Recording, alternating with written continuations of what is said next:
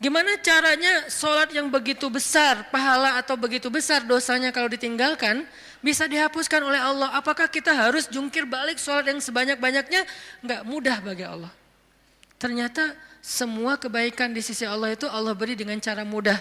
Bahasanya Ar-Rahman, pemurah, dimurahin sama Allah.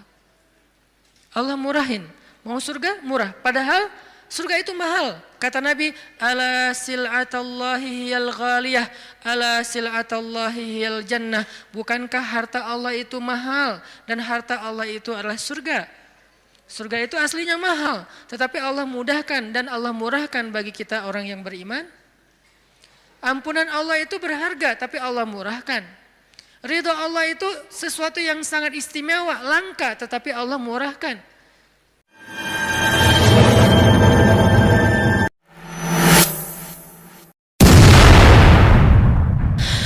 Teman-teman yang dirahmati Allah Subhanahu wa taala, satu hari Rasulullah Shallallahu alaihi wasallam pernah menasihati para sahabat dengan satu kalimat pertanyaan. Nabi bertanya, ala unabbiukum bi khairi a'malikum wa azkaha 'inda malikikum wa arfa'iha fi darajatikum wa khairil lakum min infaqiz zahabi wal fiddah wa khairil lakum min an talqaw aduwakum fatadribu a'naqahum wa yadribu a'naqakum. Kata Nabi, wahai sahabat-sahabat, maukah kalian aku sampaikan amal yang paling baik untuk kalian? Amal di sini pekerjaan, amal di sini perbuatan, amal di sini perkataan, semua yang berkaitan dengan aktivitas, baik itu lisan, kemudian berpikir, kemudian merasa, kemudian berbuat, kemudian berjalan, semuanya. Ala ukhbirukum bi khairi a'malikum, maukah kalian aku gambarkan, aku jelaskan, aku beritakan khairi a'malikum, amalan yang paling baik yang bisa kalian lakukan dengan lisan, maka menjadi lisan terbaik. Kalau kalian melakukannya dengan pikiran, maka itu menjadi pemikiran terbaik. Kalau kalian melakukannya dengan perasaan, maka itulah perasaan yang paling baik. Kalau kalian melakukannya dengan tangan, maka itulah perbuatan yang paling baik. Kalau kalian melakukannya dengan kaki, maka itulah perjalanan yang paling baik. Ala ukhbirukum bi khairi a'malikum, tahukah kalian amalan apa yang paling baik untuk kalian?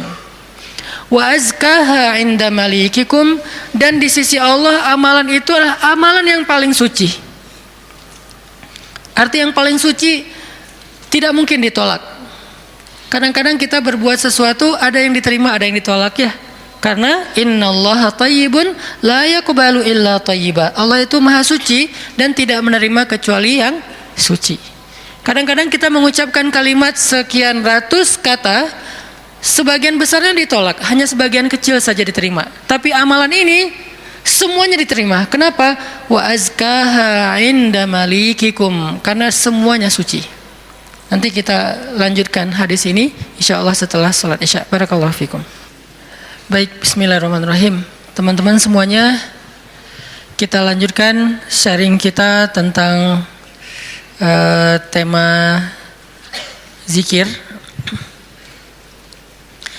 Tadi saya menyampaikan satu hadis tentang ketika Nabi SAW bertanya kepada para sahabat tentang, bertanya dalam makna menawarkan kepada para sahabat, ala ukhbirukum, dalam riwayat yang lain ala unabbiukum bi khairi a'malikum, maukah kalian aku sampaikan, aku kasih tahu amal yang paling baik yang bisa kalian lakukan, amal yang paling baik. Wa azkaha 'inda malikikum, dan kedudukannya di sisi Allah adalah amal ini adalah amal yang paling suci. Artinya udah pasti diterima oleh Allah, nggak ada yang tertolak sama sekali. Dan Allah suka banget dengan amal ini, karena disebut dengan suci berarti Allah suka, karena Allah maha suci, maha baik, maha sempurna, dan mencintai kebaikan ataupun kesucian. Wa azkaha 'inda malikikum wa arfa'iha fi darajatikum, dan dia menjadi amal yang paling tinggi mengangkat derajat seseorang. Jadi kalau kita ngerasa hidup kita nih sering diremehin orang, kalau kita tuh ngerasa kita tuh joker banget ya, tahu banget rasanya diremehin, dicela, dihina, nggak dianggap, apalagi dicuekin, dan seterusnya, perlakuan-perlakuan merendahkan dari manusia, dan kita ingin dihargai nih. Kita pengen dimuliakan, kita pengen dianggap sama orang lain, sama teman kita, sama geng kita, sama masyarakat. Maka kata Nabi, wa arfa'iha fi darajatikum. Amal ini paling tinggi mengangkat derajat kalian. Sehingga siapa yang mengerjakan amal ini, maka insya Allah dia akan menjadi orang yang sangat mulia, orang yang sangat dihargai, orang yang sangat dikagumi, orang yang sangat disegani. Arfa'iha fi darajatikum wa khairin lakum min infaqiz zahabi wal fiddah. Ini lebih dahsyat lagi. Amalan ini lebih baik daripada kalian menginfakkan emas dan perak. Lebih baik daripada menginfakkan emas dan perak. Siapa di antara kita yang pernah sedekah emas 1 kilo? Gak ada yang pernah, termasuk yang nanya. Mana pernah kita sedekah emas 1 kilo? Yang seharga sekarang berapa sekilo emas? Nggak jualan Ustaz. Berapa? Kurang lebih 700 juta? 600 ya? 600-an juta. Ternyata ada pedagang emas di belakang. Sekarang harga 1 kilo emas 600-an juta misalnya. Siapa dari kita yang pernah berinfak 600 juta dan itu berkali-kali dalam 1 hari? Bukan berkali-kali dalam setahun, berkali-kali dalam 1 hari. 1 kilo. Tar siang, 1 kilo. Sore infak 1 kilo. Malam mau tidur 1 kilo lagi. Sehari 5 kilo. Dan bahkan bisa puluhan kilo, ratusan kilo. Sehingga Nabi mengatakan, wa khairil lakum min infaqiz zahabi wal fiddah. Lebih baik bagi kalian, bukan sama, lebih baik daripada berinfak dengan emas dan perak. Makanya Nabi mengatakan, khairi a'malikum, sebaik-baik amal, sebaik-baik perbuatan. Wa khairil lakum, ini ada yang lebih dahsyat lagi. Wa khairil lakum min antalqau aduwakum fatadribu a'naqahum wa yadribu a'naqakum.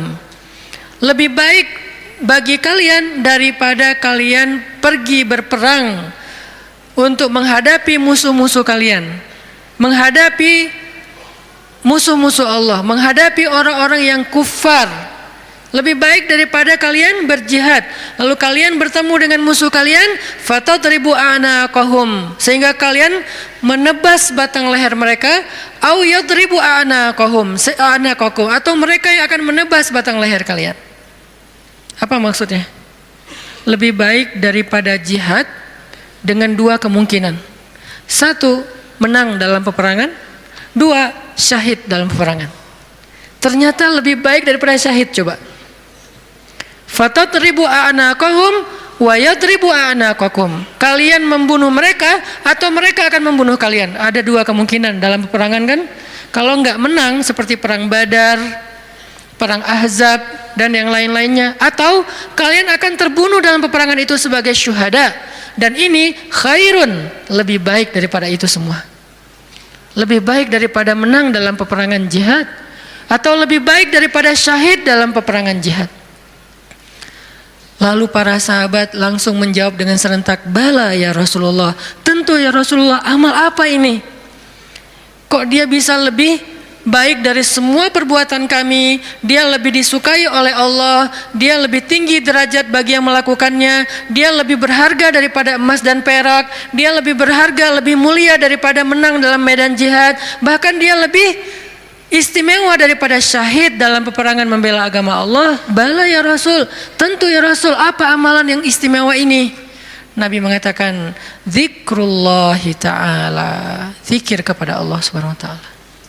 Ternyata sebegitu gampangnya, sehingga Allah subhanahu wa ta'ala berkali-kali nanya kepada kita di surat Ar-Rahman, fabi ayyi ala'i rabbikuma tukadziban, nikmat Tuhanmu yang mana yang kamu dustakan? Allah udah memudahkan kalian dengan segala macam kebaikan untuk mendapatkan pahala, mendapatkan ridha Allah, mendapatkan ampunan Allah, yang puncaknya mendapatkan surga Allah Subhanahu wa taala. Udah banyak dan Allah mudahkan. Pengen masuk surga? Mudah. Pengen diampunin semua dosa sampai dari sejak kita balik, yang kita sering berbuat dosa awal-awal kita balik itu yang paling gede apa? Ninggalin sholat ya. Karena kita baru sadar sholat kan akhir-akhir ini. Padahal kewajiban kita sholat itu udah di usia 10 tahun. Yang kata Nabi kalau nggak sholat disuruh pukul anak usia 10 tahun. Artinya ada ketegasan dalam pelaksanaan sholat di usia 10 tahun. Usia 11 tahun, 12 tahun kita masih kelas 5, kelas 6 SD, kita sering banget ninggalin sholat. Gimana caranya sholat yang begitu besar pahala atau begitu besar dosanya kalau ditinggalkan bisa dihapuskan oleh Allah? Apakah kita harus jungkir balik sholat yang sebanyak-banyaknya? Nggak mudah bagi Allah. Ternyata semua kebaikan di sisi Allah itu Allah beri dengan cara mudah. Bahasanya Ar-Rahman, pemurah, dimurahin sama Allah. Allah murahin. Mau surga? Murah. Padahal surga itu mahal. Kata Nabi, ala sil'atallahi hiyal ghaliyah, ala sil'atallahi hiyal jannah. Bukankah harta Allah itu mahal dan harta Allah itu adalah surga? Surga itu aslinya mahal, tetapi Allah mudahkan dan Allah murahkan bagi kita orang yang beriman. Ampunan Allah itu berharga, tapi Allah murahkan. Ridho Allah itu sesuatu yang sangat istimewa, langka, tetapi Allah murahkan. Jadi termasuk dengan ibadah ini, zikir yang begitu mudah, zikir yang begitu ringan, zikir yang begitu yang santai, nggak perlu modal untuk berzikir. Kamu udah zikir belum? Kenapa? Nggak cukup modal. Nggak ada orang yang nggak berzikir gara-gara kurang modal. Kalau kurang modal untuk kayak bisnis, wajar. Justru mencari dunia itu mahal dan susah. Modalnya gede, hasilnya belum tentu. Itu juga pengorbanannya berdarah-darah. Belum lagi nanti dizolimin, dikerjain, ditipu orang. Setelah sekian lama baru dapat, udah tua. Itulah dunia. Susah banget ngedapetinnya. Ngerasain nggak susah banget ngedapetin dunia? Ngedapatin dia susah kan? Susah banget. Perjuangannya ya Allah luar biasa. Kok Ustaz bisa menjiwai sekali kalimat itu? Mengalami. Itulah dunia. Sedangkan apa yang Allah tawarkan di akhirat itu ringan, tetapi kita mungkin itulah kelemahan saya dan kita semua, bahwa memang kita lebih memilih yang susah, udah gitu berkeluh kesah, meninggalkan yang mudah dan mendustakan nikmat Allah. Kita pilih yang susah, pas udah capek berkeluh kesah. Ya Allah, kita nuduh Allah macam-macam. Padahal Allah udah ngasih yang paling mudah, tapi kita abaikan dan kita kufur kepada nikmat Allah. Jadi teman-teman yang dirahmati Allah, Nabi sendiri yang menawarkan kepada kita sekarang dalam hadis riwayat Hakim Tirmidzi dengan derajat yang sahih tadi. Ala unabbiukum ya syabab Bandung, maukah kalian aku berikan sebuah amalan wahai pemuda-pemuda Bandung? Apa itu? Amalan yang khairul lakum min infaqiz zahab, yang lebih baik daripada menginfakkan emas, lebih baik daripada mati syahid, walaupun syahid juga tetap mulia, lebih baik daripada menang dalam peperangan. Tentu kita akan menjawab seandainya kita ketemu dengan Nabi, bala ya Rasulullah, tentu ya Rasul. Apa amal itu? Apa? Dan kita mengatakan bala bukan dengan kalimat cuek, bukan dengan kalimat boleh sih, apa nih Rasul? Enggak gitu. Kita ngomongnya itu bala dalam bahasa Arab sesuatu yang kayak antusias banget. Kalau mereka nggak antusias, mereka nggak akan bilang bala. Mereka bilang bala ya Rasulullah, artinya antusias, sehingga kita menjiwai hadis ini. Walaupun kalimat hadis ini nggak terlalu panjang, cuma satu kalimat pendek yang kalau dibaca kurang dari 5 menit selesai. Tapi menjiwainya, memahaminya itu butuh waktu sampai kita bisa benar-benar senang dengan nasihat dari Nabi ini. Bukankah banyak orang cari nasihat jauh-jauh ya? Sekarang yang ngasih nasihat Nabi langsung. Sehingga kita mengatakan, bala ya Rasul. Apa itu ya Rasul? Apa amalan itu? Saya pengen dapat Semua kebaikan yang Nabi katakan tadi, lebih dari ini, lebih dari ini, lebih dari ini. Dan Allah sangat suka dengan amal itu. Otomatis Allah suka dengan orang yang beramalnya. Zikrullah, kata Nabi, mengingat Allah, berzikir kepada Allah. Makanya itulah kenapa Allah Subhanahu wa taala berfirman di surat Al-Ahzab yang tadi kita baca. Ya ayyuhalladzina amanu uzkurullaha dzikran katsira wasabbihuhu bukratan wa asila. Wahai orang yang beriman, ingatlah Allah, berzikirlah kepada Allah dengan zikir yang sebanyak-banyaknya. Kenapa? Karena zikir itu ringan. Allah nggak nyuruh kepada kita sesuatu yang berat. Allah belum bilang jahidul kuffar, perangilah orang-orang kufur. Allah baru mengatakan anfiqu min amwalikum, sedekahkan harta kalian, min amwalikum, sebagian dari harta kalian. Enggak. Itu mungkin buat kita masih butuh waktu belajar. Sekarang Allah mengatakan uzkurullaha dzikran katsira, ingatlah Allah, sebutlah Allah, zikirlah kepada Allah sebanyak-banyaknya. Kenapa? Lebih baik dari semua tawaran-tawaran yang itu. Allah kalau nawarin kita untuk jihad, kemungkinan besar kita akan mencari-cari alasan. Dan orang yang mencari-cari alasan dari kewajiban berjihad apabila sudah wajib, maka dia udah jelas sifat kemunafikannya. Baca nanti di ayat-ayat tentang jihad, surat At-Taubah, surat Al-Anfal, termasuk surat Al-Ahzab. Ada banyak cerita-cerita tentang jihadnya Nabi. Dan sebagian besar orang yang menolak atau mencari alasan untuk enggak ikut sama Nabi, itu tuh udah pasti terlihat jelas kemunafikan pada diri mereka. Sehingga Allah menggolongkan mereka termasuk orang munafik. Allah marah kepada mereka sehingga menyebutkan dengan kalimat kabura maqtan indallah. Allah marah sekali dengan kata-kata mereka. Di dalam surat yang lain dikatakan mereka itu termasuk orang-orang yang pendusta. Mereka bilang inna buyutana aurah, rumah kami sedang ada banyak masalah ya Rasul, mohon maaf kali ini nggak bisa ikut. Yang lain mengatakan anak saya sakit ya Rasul, maaf nggak bisa ikut. Yang lain mengatakan saya kurang enak badan ya Rasul, maaf nggak bisa ikut. Semua alasan yang mereka katakan, Nabi hanya bilang ya sudah. Tapi Allah mengatakan aku tahu isi hati mereka dan mereka orang munafik. Berat soalnya perintah jihad itu berat. Alhamdulillah kita di Indonesia nggak ada kewajiban berjihad, soalnya penjajah kita sudah pergi dan diusir oleh para pahlawan kita. Coba kita masih hidup di zaman Belanda atau Jepang atau Portugis, maka kita semuanya wajib berjihad membela tanah air. Alhamdulillah udah merdeka, jadi kewajibannya bukan lagi jihad, lebih ringan dikit, dakwah. Tidak perlu mengangkat senjata, cukup kita mengajak kepada kebaikan. Karena seandainya perintah jihad itu muncul di tengah-tengah kita sekarang, kemungkinan besar kita akan mencari 1001 alasan. Ada yang alasannya saya masih kuliah lah, ada yang alasannya saya belum nikah lah. Memang ada alasan nggak bisa berjihad gara-gara belum nikah. Ustadz, nanti kalau saya syahid terus saya belum, statusnya masih jomblo gimana Ustadz? Nggak usah dibahas sekarang. Hampir kepancing. Artinya ya kalau seandainya perintahnya adalah jihad, kita mungkin termasuk orang-orang yang anulir di awal waktu, udah langsung dicoret, nggak masuk. Kalaupun kita mau, tetap nggak diizinkan. Kenapa? Nggak cukup syarat.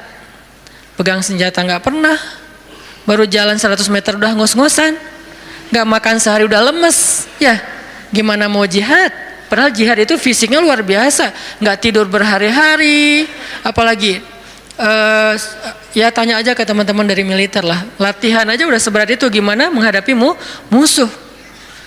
Kita mau berangkat pun nggak diizinkan karena nggak memenuhi syarat.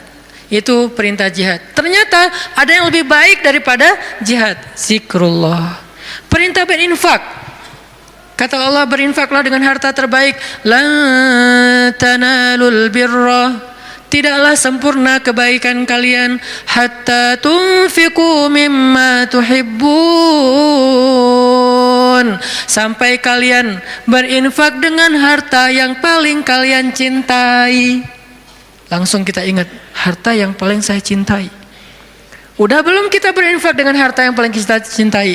Ada yang baru beli mobil sebulan yang lalu. Ini yang paling saya cintai. Anak masuk ke mobil, awas, sendal, sepatu. Nggak boleh kotor mobilnya. Cewek baru beli apa misalnya kosmetik, infak kosmetik. Atau baru beli rumah dikasih sama suaminya, rumah baru banget, baru naik ke sofa, jangan ini kotor. Sofanya dijaga, nggak boleh kotor. Apalagi kita baru beli sesuatu yang paling berharga buat kita, harta yang sifatnya materi. Maka kata Allah, tidak sempurna infak kita sampai kita pernah, walaupun gak apa-apa, gak usah sering-sering, pernah menginfakkan harta yang paling kita cintai. Berat pasti, karena infak kita itu baru harta yang sisa. Kelebihan harta, bahasa lembutnya. Kalau bahasa vulgarnya, sisa. Infak makanan sisa, infak pakaian sisa, giveaway. Apalagi infak uang sisa, receh. Jadi infak kita tuh masih infak sisa. Baik Ustaz, baik, tetapi belum sempurna. Karena ada derajat, ada tingkatan-tingkatan. Ada yang menginfakkan harta yang lebih, oke, sisa. Ada yang menginfakkan setengah hartanya. Ada yang menginfakkan yang paling dia cintai. Ada yang menginfakkan seluruh hartanya, yaitu Abu Bakar As-Siddiq. Kita level yang paling mencintai, yang paling dicintai aja belum sanggup. Lalu Nabi mengatakan, mau nggak kalian aku tawarkan yang lebih baik daripada infak harta yang paling kalian cintai? Lebih baik daripada memberikan mobil kesayangan kalian, lebih baik daripada memberikan pakaian kesukaan kalian, lebih baik daripada, saya kadang-kadang diminta kupluk aja. Ada teman-teman di luar kota misalnya, pas saya datang, Ustadz boleh minta kupluk Ustadz? Aduh ini warna kesukaan saya. Baru kupluk yang warna kesukaan aja kayak berat mau ngasih, hijau dan abu. Pernah dulu karena nggak bisa nolak, dia udah baik banget sama saya. Sampai sekarang saya ingat-ingat, itu topi ya, sukaan saya banget tuh. Sampai sekarang diingat-ingat. Kalau ketemu dia saya langsung nyari, dia kok nggak dipakai sih topinya, balikin dong kalau nggak dipakai gitu kan ya. Saking kayak emang kesukaan saya banget. Itu aja nggak bisa, padahal murah loh. Masih hitungan puluhan ribu atau ratusan ribu. Baju yang kesukaan saya, yang saya sering pakai tuh, kotor cuci langsung, keringin, setrika, pakai lagi. Karena senang banget dengan baju itu, diminta sama orang lain, mau nggak ngasih? Kayak masih berat. Nabi itu pernah dimintain baju yang beliau suka banget, diberikan oleh Raja Khorasan. Beliau pakai baju itu kayak sweater, karena baju musim dingin. Beliau pakai kayak sweater gitu, keluar rumah, tiba-tiba kata seorang laki-laki di jalan, ya Muhammad bajunya bagus banget, boleh minta nggak? Orang Badui, terlalu jelas ngomongnya, to the point. Muhammad tuh bajunya bagus banget, boleh minta enggak?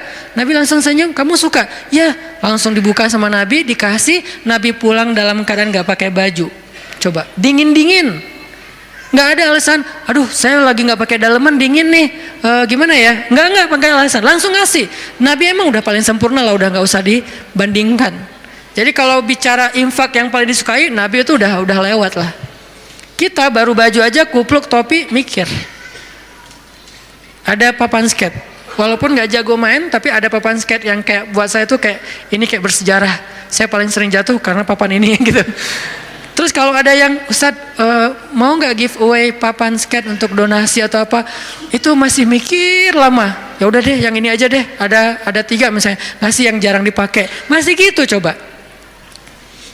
Nah sekarang Nabi bilang, mau nggak aku tawarin sesuatu yang lebih istimewa daripada kamu berinfak dengan semua barang kesukaan kamu, koleksi kesukaan kamu.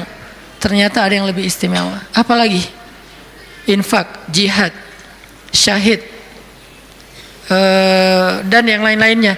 Nabi mengatakan, mau nggak yang lebih baik dari semua amal kalian? Tahajud, amal itu jamak. Tahajud, puasa Senin Kamis, infak, jihad, tilawah, dan seterusnya. Apa ya Rasul? Zikrullah. Ternyata kita kira jawabannya bakal amal yang susah, amal yang berat, amal yang langka orang bisa ngelakuin.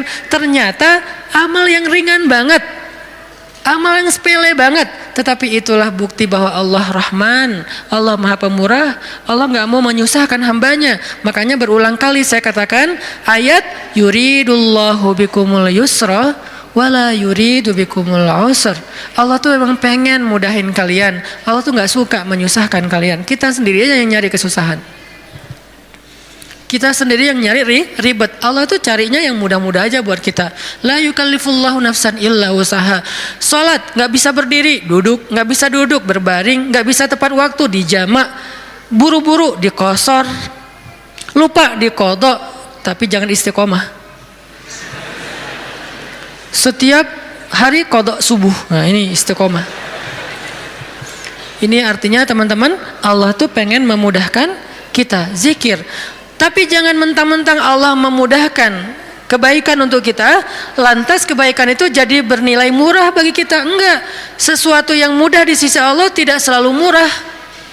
Itu kan mindset manusia ya. Yang mudah itu jadi murah kan?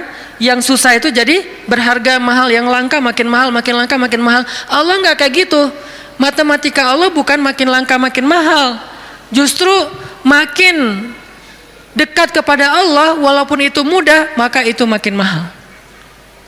Sekedar mengatakan Masya Allah, itu tuh mahal banget.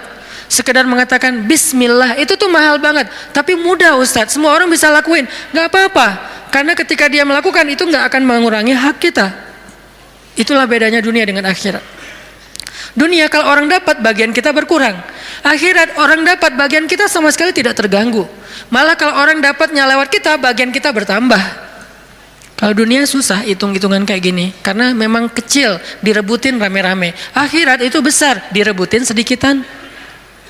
Kata ulama, dunia itu nikmat yang sedikit, direbutin rame-rame. Akhirat nikmat yang banyak, direbutin sedikitan. Sehingga tidak akan pernah berkurang, apalagi menjadi persaingan yang tidak sehat. Zikrullah. Sehingga Allah mengatakan uzkurullaha dzikran katsira.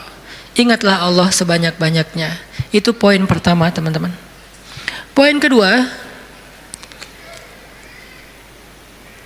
apalagi fadilah dari zikrullah selain yang disampaikan Nabi di dalam hadis riwayat Tirmidzi tadi. Apa sih yang kita dapat lagi kalau kita ingat Allah, kalau kita sebut Allah, mention Allah kalau bahasa sosmed. Ada orang nggak sepakat dengan istilah mention. Emang Allah punya sosmed. Ini namanya tarjamah. Nge-mention Allah itu bahasa Inggris, kemudian jadi bahasa sosial media. Arti nge-mention apa? Menyebut atau memanggil atau apa namanya? Ya mention. Menyebut orang yang dimaksud gitu. Nah, kalau misalnya kita mention Allah dalam aktivitas kita, Bismillah. Kan ringan kan? Itu udah zikir loh. Jangan berpikir zikir itu hanya sekedar subhanallah, subhanallah, subhanallah, subhanallah. Enggak. Zikir itu yang disebut dengan qiyaman wa qu'udan wa ala junubihim, dalam keadaan berdiri, dalam keadaan duduk, dalam keadaan berbaring. Maksud dari ayat itu tuh total dari daily life kehidupan kita, itu kita bisa zikir sama Allah. Dengan minimal mention Allah dalam setiap aktivitas kita. Memulainya Bismillah. Menyudahinya Alhamdulillah.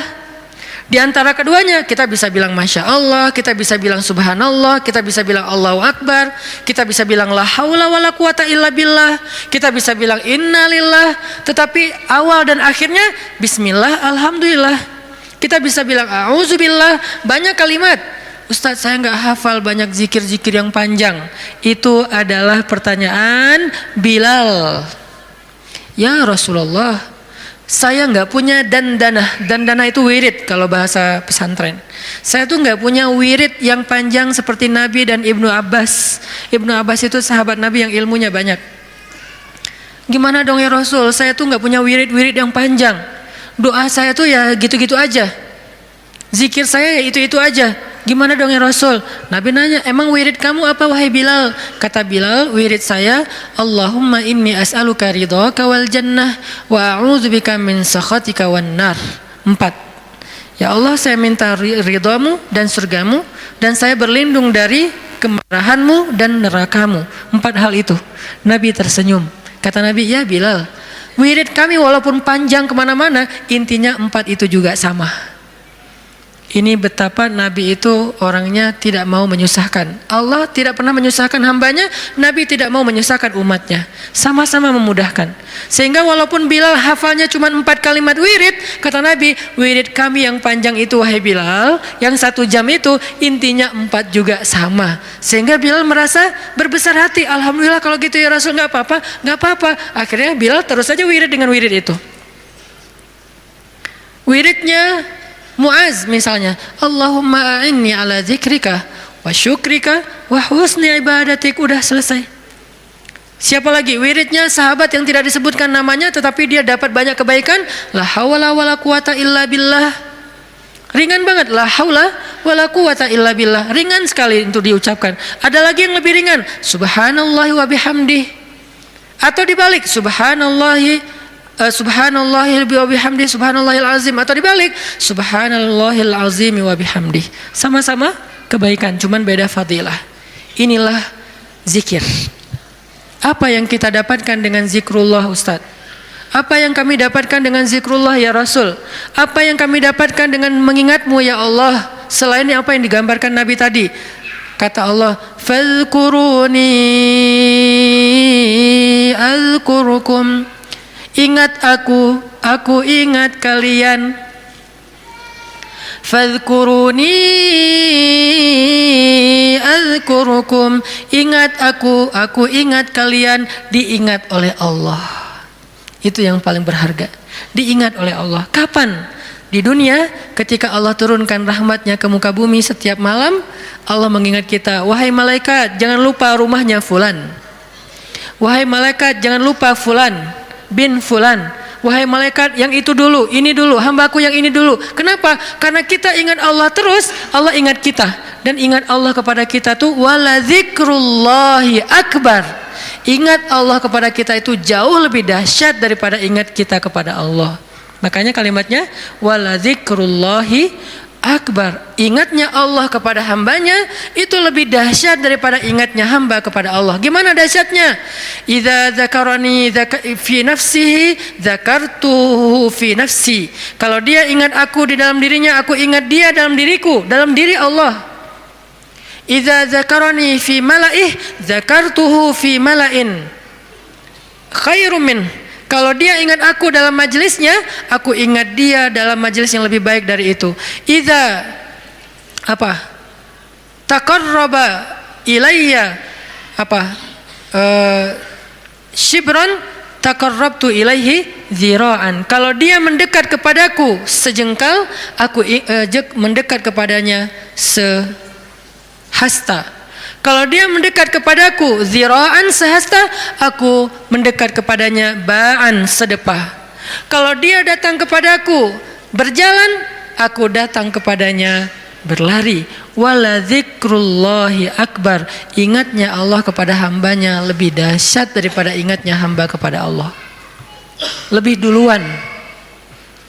Makanya kalau kita spontan ingat Allah, Masya Allah, ini nikmat dari Allah. Allah juga akan spontan lebih dahsyat dari itu ingat kita. Nih hambaku, nih hambaku, nih hambaku. Sehingga ketika Allah punya hadiah untuk hamba-hambanya di muka bumi, kita duluan yang diingat. Kesini dulu sebelum yang lain.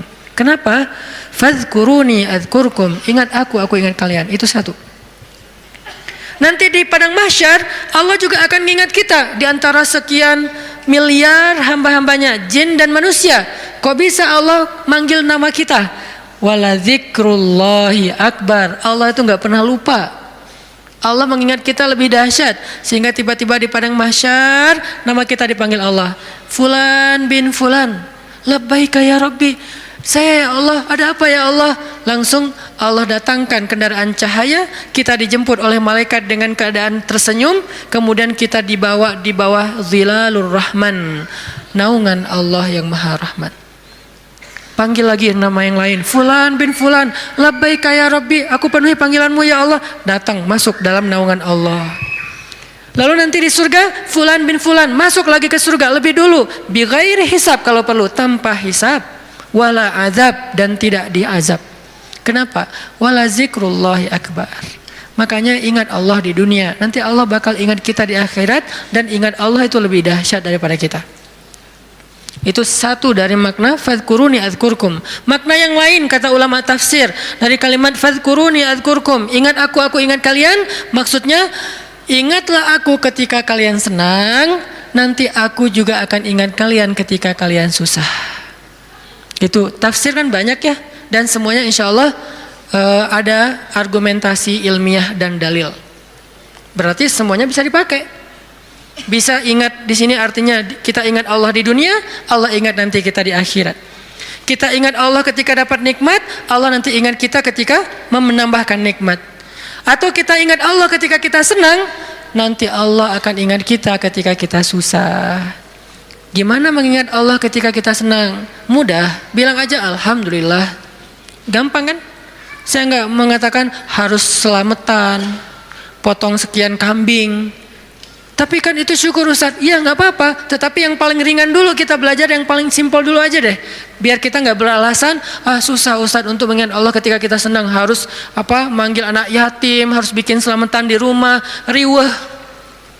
Nggak usah riweh-riweh. Udah aja bilang alhamdulillah. Mau lebih panjang dikit, hadza min fadli rabbi, ini anugerah dari Rabbku. Hadza rahmatun min rabbi, ini rahmat dari Rabbku. Mention Allah pokoknya ketika kita dapat nikmat, nanti Allah akan ingat kita ketika kita dapat masalah. Ada masalah, Allah langsung, hambaku ada apa? Allah langsung ingat kita.